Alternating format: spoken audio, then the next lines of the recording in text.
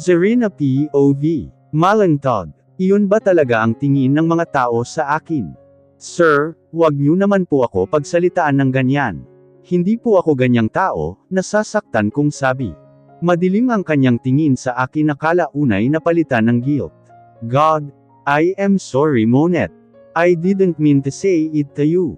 Sinabunutan niya pa ang kanyang sarili, at natabunan ng pagsisisi ang kanyang mukha. Ngumiti ako ng mapait, ayos lang po Sir Simon. Ganoon naman po palagi ang tingin sa akin ng mga tao. Pilit ko pang sabi. Umiwas naman ang tingin sa akin si Sir Simon at bumulong. Panipid. Tumingin itong muli sa akin na nakatitig pa rin sa kanya ngayon, nawawala ng pake sa mga taong nanunood. Si Lexa, nakaupo na ito ngayon sa isang upuan, at inaalalayan ni Jake na halatang nag-iinit na rin ang ulo, dahil sa hindi inaasahang pangyayari. Dali-dali akong lumapit sa aking mga kaibigan, at alalang tinignan si Lexa. Ayos ka lang Lex. Pasensya na sa nangyari, pagpapaumanhin ko rito. Ngumiti naman ito sa akin at tumawa, friend, lakas pala sumuntok ni Fafa, nakuha pa talaga nitong magbiro. Umiling-iling na lamang si Jake sa kanya at nilapitan si Sir Simon. Tiningnan ko naman ang mga taong nanunood ngayon sa amin. Mga walang kwenta, di man lang umawat. Naririnig ko pa ang mga bulungan na kesyo daw ang gwapo ni Sir Simon. Kung alam nyo lang, malandi yan. Napapikit ako ng mariin nang maaalala ang aming bed deal. Baka katulong. Napalingon naman ako kila Jake nang makarinig ako ng sigaw ng mga babae. Pusa, nasuntok ba si Sir Simon? Dali-dali akong lumapit sa kanila at tinignan ang pangyayari. Nakita kong nakahandusay si Cole sa sahig, at nakahawak sa panga. My gorgeous face. Paano na ako magugustuhan ng girls neto? Mangiyak-ngiyak nitong sabi. Si Cole lang naman pala nakasalo ng suntok ni Jake kay Sir Simon. Wow, you're good ha? Naghahamang anang Jake. I looked at him. Jake wag, awat ko. Tumaas ang kilay ni Sir Simon sa akin. Napangisi naman si Jake at nakipagtitigan pa kay Sir Simon, habang si Cole naman ay mukhang nasisiyahan sa nangyayari. Tarantado talaga, mabuting at nasuntok. Sir Simon stop. Jake please wag mo nang patulan, awat ko pa dahil mukhang aabot pa ito sa bugbugan. Teka, kailan pa nakauwi si Sir Simon? Nung nakaraang 2 araw na lang siya umalis Galing siya sa business trip Never mind. Ako lang rin sasagot ng tanong na yan. Kumalma naman na ang mukha ng dalawa, at parehong tumingin sa akin. Nakarinig naman ako ng singhap mula kay Cole na ngayoy nakasimangot na. Teka anong nangyayari? Narinig ko ang malakas na boses ni Yeng mula sa malayo nang higitin ni Sir Simon ang aking palapulsuhan, at saka ko hinela palapit sa kanya. Let's go love, wow! Can't believe this man. Yun na yun. After he called me a malantod, love agad. I rolled my eyes, here I go again. Aasa na naman sa lalaking ito. What? Ano daw? Love. Pusa. Seryoso. Love. Ulol. Wala na kayong malulukong kayong mga lalaki. Hey, what are you thinking?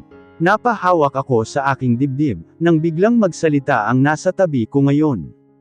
Wala po, otel na sambit ko. May halong pagkapabebe. Rupok ka. Madilim pa rin ang aura nito ngayon, pero pag kinakausap naman ako ay kalmado. Sleep first Monet. We'll go somewhere. This will be a long drive, anang Sir Simon habang nakatingin pa rin sa dinaraanan. Tumungo na lamang ako sa kanya. Bahala siya, basta pag ako napahamak dito, sasakalin ko siya. Ipinikit ko ang aking mga mata hanggang sa makatulog ako. Nagising ako sa tunog ng mga paang papalapit sa akin. Ramdam ko rin na nasa kama na ako. Napadilat ako ng malaki, gulat, tinignan ang aking sarili kung buo pa ba ako, buo pa. You've waken up already. Nakarinig ako ng boses sa may bandang pintuan. Nakita ko si Sir Simon na nakasandal sa pader, habang kumakagat sa mansanas na hawak niya. Hindi ko maiwasang hindi mapatitig sa kanya, dahil sa kanyang kakisigan. Done staring. Nabalik ako sa aking ulirat, nang siya ay magsalita. Luka ka talaga Zarina. Titig-titig ka dyan. Nasaan po tayo? I asked saka inilibot ang paningin sa aking paligid. Mukhang ancestral house, puro antik Tumaas ang kanyang kanang kilay saka sumagot. Some of my properties, maikli at simpleng sabi nito. Ano pa bang aasahan ko? Bilyonaryo siya, dukha lang ako. She is. Binuhat niya ako. My God, nakakahiya. Agad akong tumakbo papuntang banyo, hindi napansin na may basa pala roon kaya ako'y bumagsak. Aray, holy love, are you okay? Nag-aalalang ani ni Sir Simon. Kinakareer niya talaga yang love na yan ha. Umiiling ako sa kanya habang iniinda pa rin ang sakit. Walang pasabi ay binuhat ako nito agad, at iniupo sa bathtub, at nang maupo niya na ako roon ay hindi sinasadyang nahawakan niya ang aking hinaharap, mukhang nagustuhan ko pa. Naramdaman kong uminit ang pisngi ko, nababaliw na ako. May dumiho ba ako sa mukha? Tanong ko. Umiwas ng tingin si Sir Simon. Lou. Sir, mahinang sabi ko. He looked at me with full of desire. Sinunggaban ako nito ng halik, na agad ko naman nirespondehan. Ilang sandali pa ay naramdaman ko ang kanyang dila na humihingi ng permiso na pumasok sa aking bibig. I can feel his tongue roaming my mouth, tasting every part of it. Ma'am, bulong ko, nagugustuhan sa nangyayari. Bumaba ang kanyang labi sa aking leeg. Umiwas ako. Kaya ko ba itong gawin? Pumikit ako ng mariin at hinalikan si Sir Simon sa labi. He responded then started kissing my neck, while his hands are now roaming around my body, and as he entered my school blouse, he unclasped my bra and started squeezing my chest. Ah, I whisper, ignoring if I am now with water. In one swift move, I am fully naked, habang siya ay buo pa rin ang suot. Binuhat niya ako nang hindi pinuputol ang kanyang halik.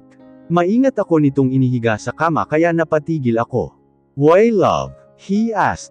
Mababa sa yung kama. I answered. He just chuckled then continued kissing me. His lips started kissing my left chest, while his right hand squeezes the other one. He looked at me with his desire eyes and played my skin. And a moment later, I just found him, full body. Nang tumigil ito ay halos mabaliw ako. Love. Please, gawin mo na, sabi ko nang may pagmamakaawa. All right love, I will be careful. His shining body is now on me, ready for loving me. He kissed slowly and gently. Nang makaramdam ako ng pagkapunit ng aking damit ay hindi ko mapigil ang sumigaw at lumuha. Love, I am so sorry, sorry for making you cry. Stop crying, love ko, paghingi nito ng paumanhin, pero ilang sandali na wala na ang sakit at napalitan ito ng ginhawa. And when he reached me, he filled in his love inside me. Pagod ako nitong tinignan pagkatapos nito itong bawiin, I love you, love ko, aniya. Sana, magtuloy-tuloy na ito. Morning love, I love you. Nakarinig ako ng isang mahinang bulong mula sa aking tainga. Tumambad sa akin ang isang napakagandang lalaki sa aking mukha. I can't explain how gorgeous is he. Good morning, sagot ko. Tatayo na sana ako sa kama niya, nang ma-realize ang nangyari kagabi. Nangyari ba talaga iyon? Tinignan ko ang bedsheet at may nakitang bakas ng dugo roon. Nangyari nga. I know you're sore love. Just sit in my bed and have a breakfast, he commanded.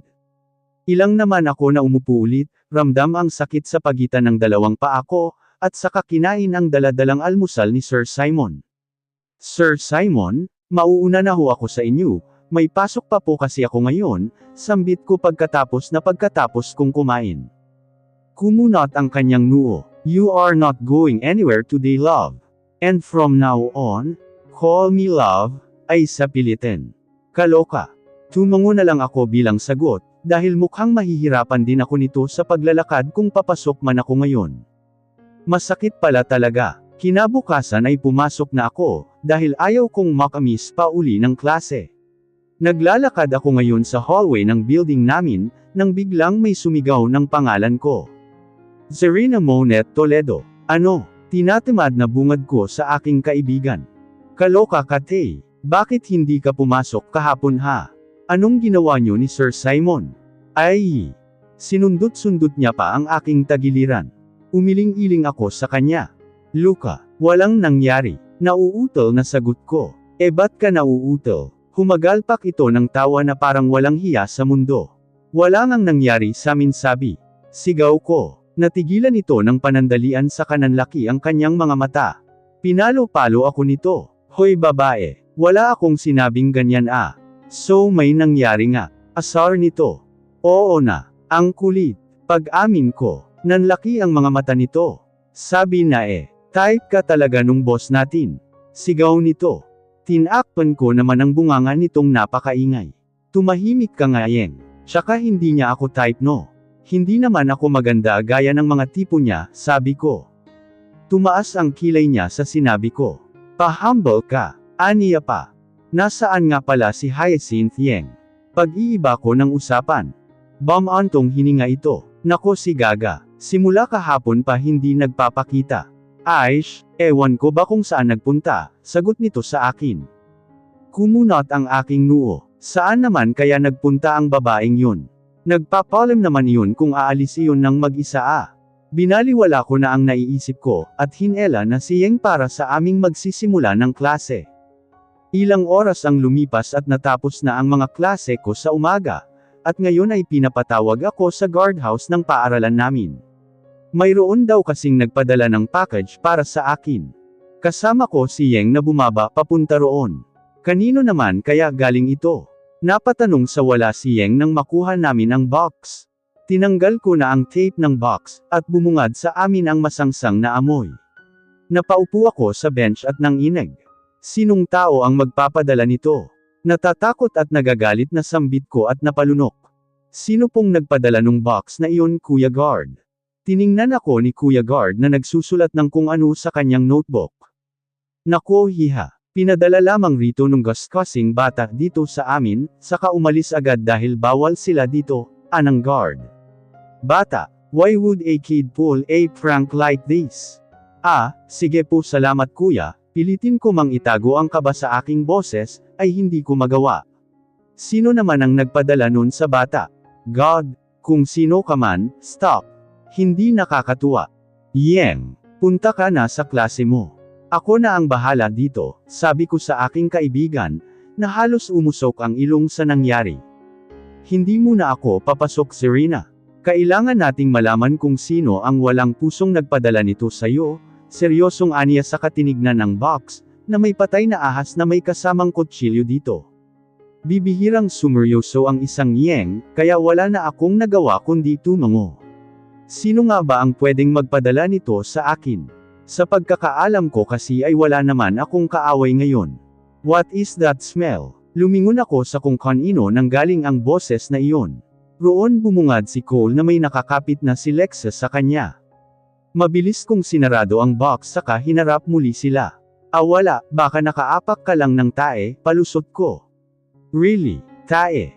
Oh Serena, nariyan ka pala. Nag-cut kayo. Anang Cole na pilit tinatanggal ang kapit ni Lexa sa kanya, nang mapansin ang presensya namin. Napatingin si Lexa sa box na hinaharangan ko ngayon. What's that, Serena? Saka siya lumapit sa box. Napangiwi naman ito. Bakit ang sangsang? Ano bang laman? Naputol ang kanyang sasabihin nang buksan niya ito. Nanlaki ang kanyang mga mata sa nakita. What the? Tinakpan namin ang aming mga ilong sa amoy. This is a threat? Anang Cole na seryosong nakatingin roon ngayon. Threat what? Threat? May kaaway ka ba Serena, at nagkakaroon ka ng threat? Naiiritang tanong ni Yeng sa kanya at bumaling sa akin.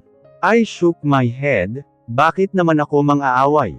Oy Luca, mabait si Serena.